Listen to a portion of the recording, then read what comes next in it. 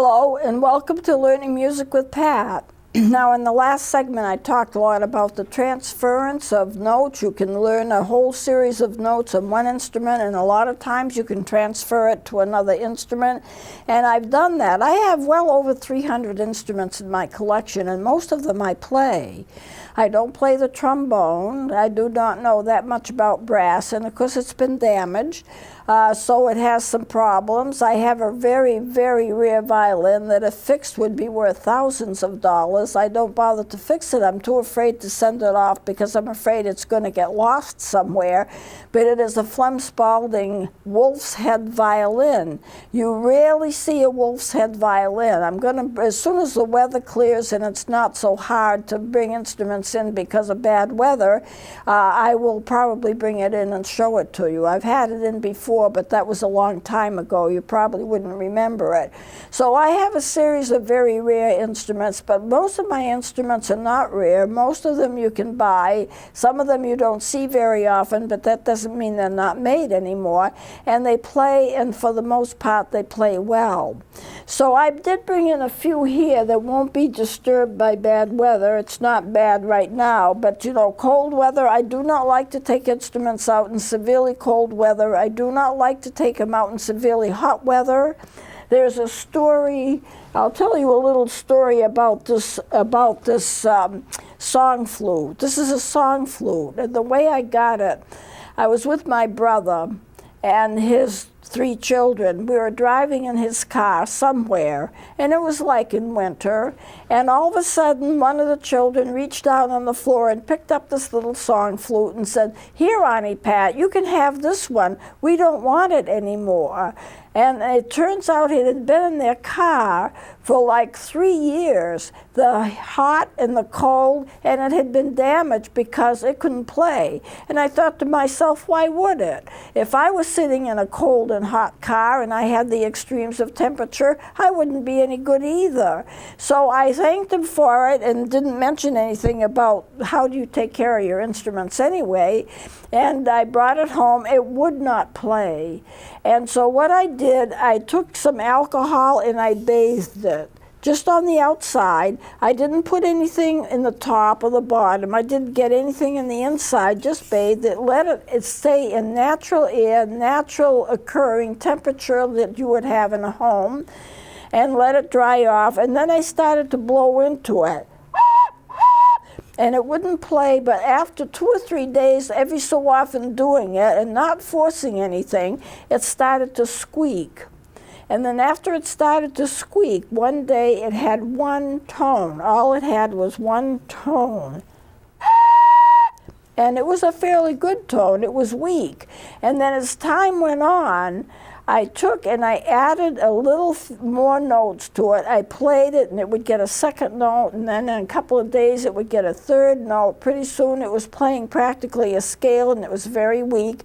But I would just treat it very gently, just blow a little in, and if it played, fine. If it didn't, fine. But the thing is, it started to play. And then after a matter of weeks, I was playing a scale on it. Then the scales got stronger and stronger and stronger, so I could start playing it. I took it into an orchestra where I was having a rehearsal, and I started playing it in the orchestra. Everybody stopped playing because they wanted to hear this instrument. It had such an unusual but such a nice tone to it, and it was this instrument. And basically what it had done was it had kind of gotten well. I don't want to use human terms. This isn't a human instrument, but in a sense it responded and it repaired itself and it was able to play again. So if you do treat your instruments well, then they will last for years and years and years. And if you have an instrument that doesn't play well because it hasn't been treated, it's been neglected, it's been abused or something like that, just have patience with it. I think instruments have a way of kind of coming back. This one certainly did. So I can play a whole a scale on it. It's in pitch, it plays perfectly, and it came from nothing to what it is. It's also a story of redemption. You know, if I wanted to apply it to a sermon or something, God repairs things. God repairs you. God gets you well again if you're sick. You know, he can do that. So it's just an interesting thing that I wanted to mention. Treat the instruments well. Don't leave them in hot weather. Don't leave them in cold weather. Don't put them in an attic where you have severely hot or severely cold temperatures in the winter and the summer. If you don't have air conditioning, don't put them in a cellar where they're going to get, excuse me, where they're going to get damp, you know, or raw. That's not good for them either. So what I did, I brought some instruments with me. Some of them work well, some of them maybe not so much, and I want to start off with the melodica. You've seen it before, and it's very close to the way a piano looks. So if I put it this way, this would be the way a piano would look. Now, these are all buttons. They're not keys, but they all play. And this would be your basic scale on the bottom. And the top is going to be sharps and flats. So you have a series of 2 black ones, then 3 black ones, and 2 black ones. It's just like if you were sitting at a piano. Those are the sharps and the flats. So if you can think of, when you're doing music, if you can think of how it would appear on a piano, you have a much better idea of how music is put together. Well, these that I brought are colored, and they are, some of them fairly good, some of them not so much. But it gives you an idea as to how you can transfer music from one instrument to another. Now this one, I don't even know where it comes from. It's not labeled at all. You know, there's no mark on it that it's a Casio or a Yamaha or whatever it is, and I'm not sure how well it's going to play. It may not. Now it has the 4 notes. It has 3 notes. It's actually 6 notes, 3 on top, 3 on the bottom.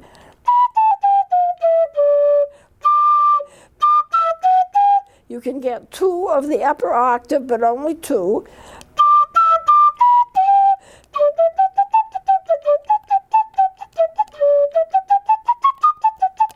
I'm forcing a D.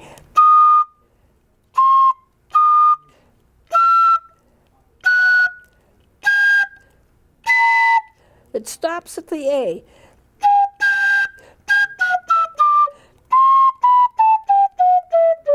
Now that's really quite good for an instrument that only cost me about $1.50. Now let me take, but as I say, I don't know who made it. I don't know what company it comes from. This is a Melody. I love the color. And here again, so a lot of these are made by the same company. You have the 3 on top, you have the 3 on the bottom. Traditionally, you should have another note down here where that pinky is, so you can go and have a full 7-scale flute.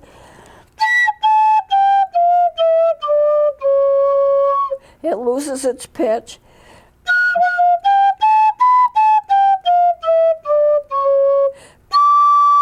And it's out of pitch for the octave.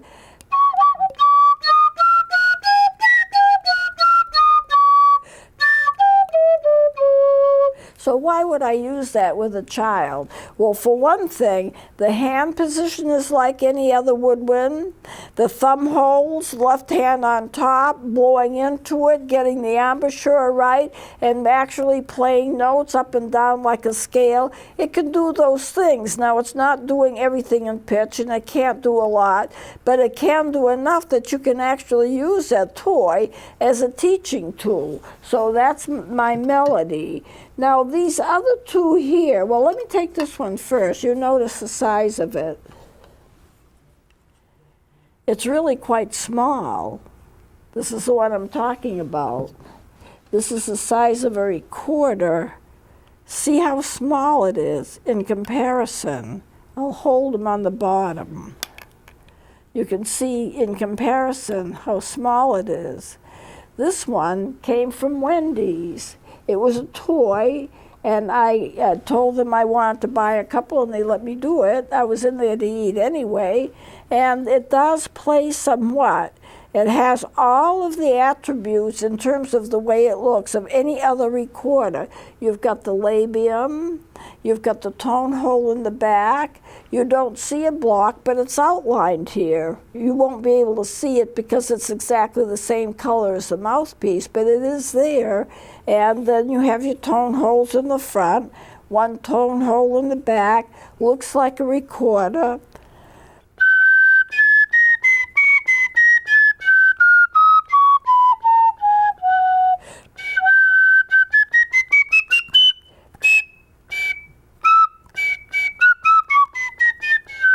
It gets its octaves a little mixed up. It won't go, I'm fingering a high D, but it won't go any higher than that. And of course it's not in the key of C, so therefore it wouldn't pitch like a D, but I'm using that as the fingering for it.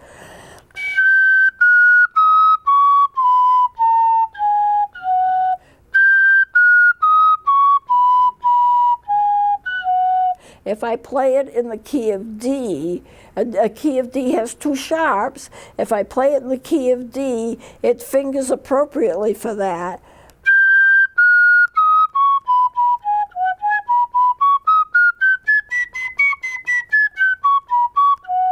Here again, I could teach a lot with it. It's not a bad little instrument. I'm not sure what key it's supposed to be in, but it's not a bad little instrument. Now, I did bring in two. These are put out by First Note. Here's a purple one. It is a conical. I'm sorry, it's a cylindrical. That means it doesn't come to a point. A conical would come to a point.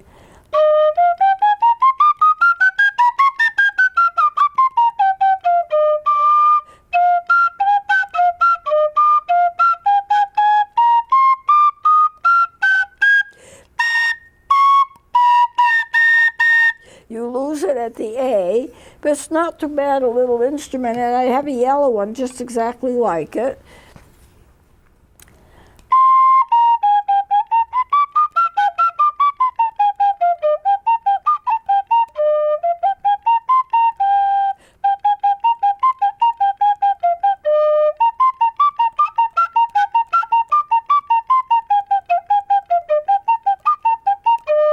It's actually not a bad little instrument. I can do some arpeggios on it, I can do scales on it, and it actually is quite good. This little guy that I did bring in, I showed it last time, and I don't know who made it. It's a one that you can kind of see through. It's speckled on it.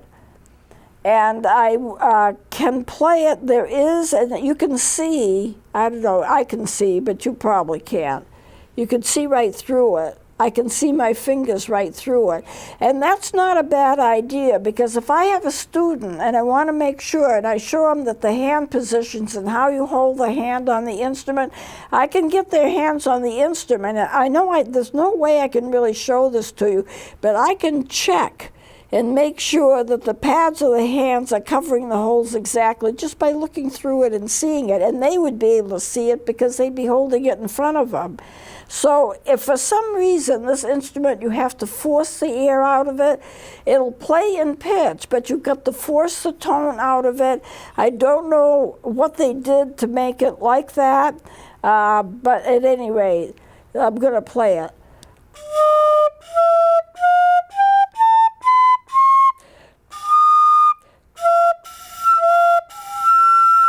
You lose it on the E.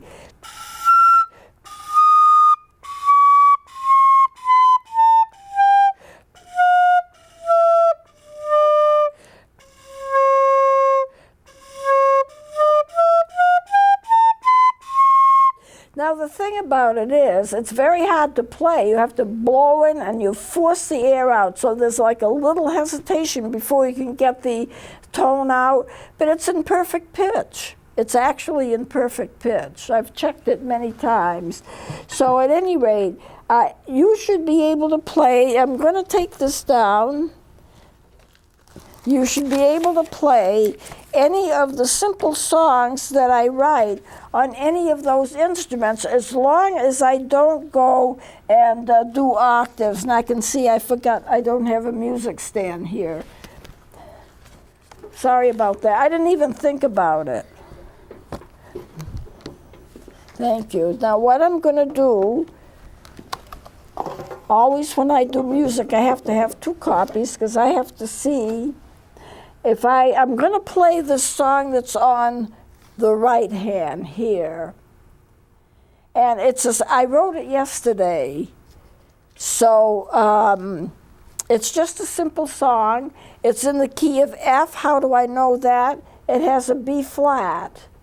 And because it has a treble clef, it's in the key of 3/4. That means it's waltz tempo. So this would be the time signature, this 3/4, and this would be the key signature, that B flat. If I had more flats, it would be in a different key, or if I had sharps, it would be in a different key. So this whole note is worth 3 beats because there's 3 beats to a measure. If you had 4/4 time, that whole note would be worth 4 beats. It's worth whatever you have in the time signature, so it's 3. And what I've done is I have sometimes put a dotted half or sometimes put a whole note, but they're worth in 3/4 time exactly the same, so it doesn't matter. I just want to get you used to seeing it. So at any rate, I'll play this waltz and it's to the right, and if you'll kind of focus on the music, I'm not going to do it too fast. I have some things I want to show you with this, and then we'll go on. Here it goes.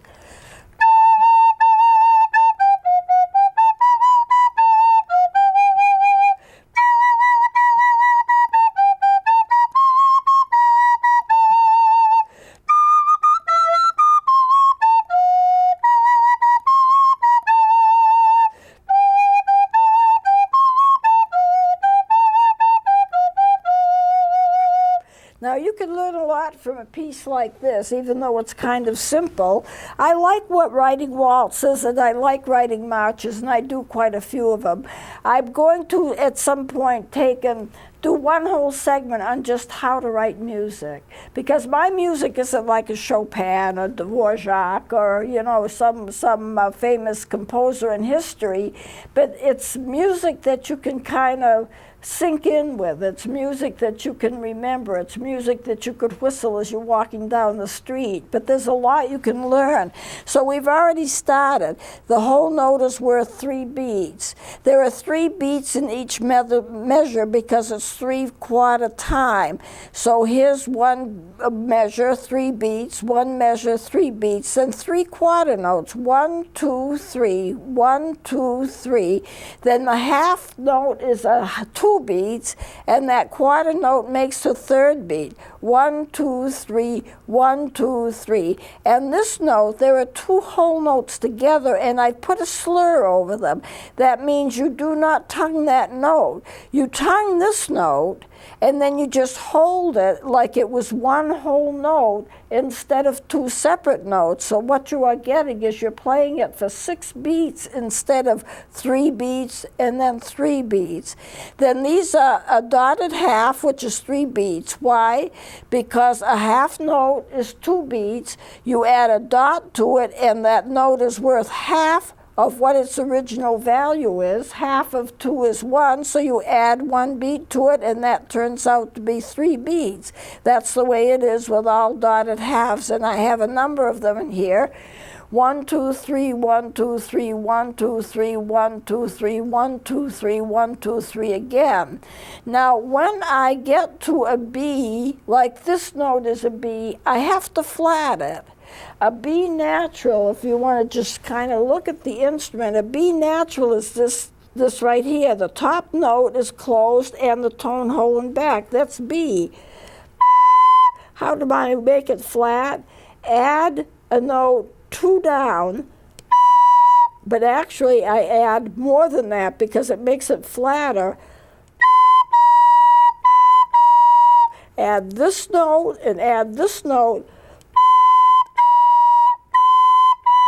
This would do the same thing. You have to add some notes in order to make that flat. A flat is 1/2 step down from the note. So if I play the B, a lot of times I play a B flat like this because it just makes it a little more accurate in pitch.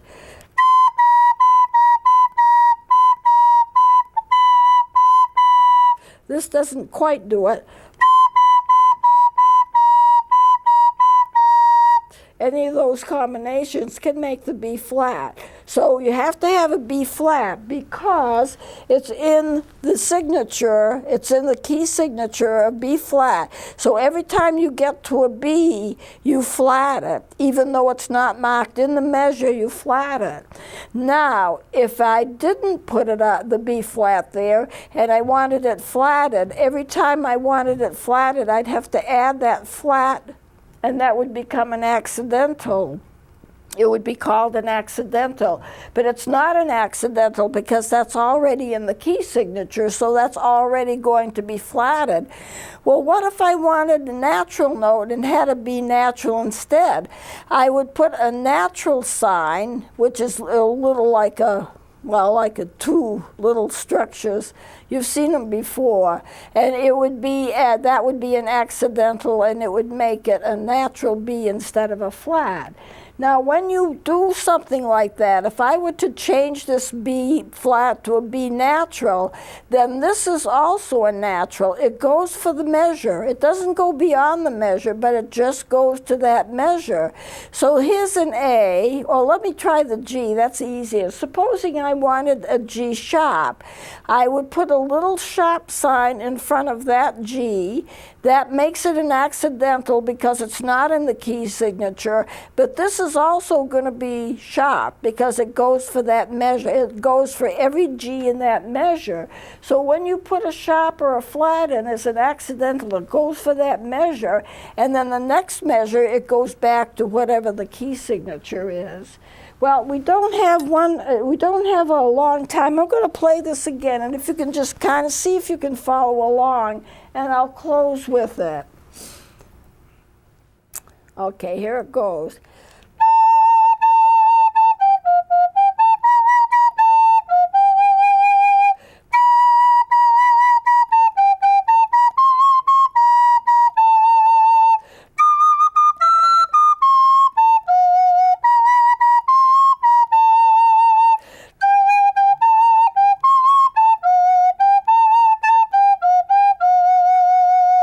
Now, I would have a natural tendency to slow down at the end. I didn't write it in.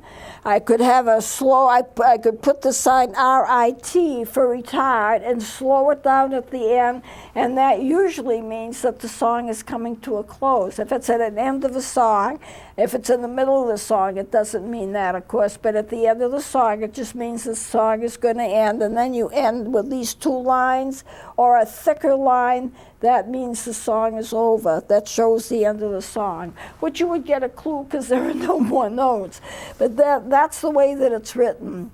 So we'll close it here, and I have other things to show you, so please join me next time.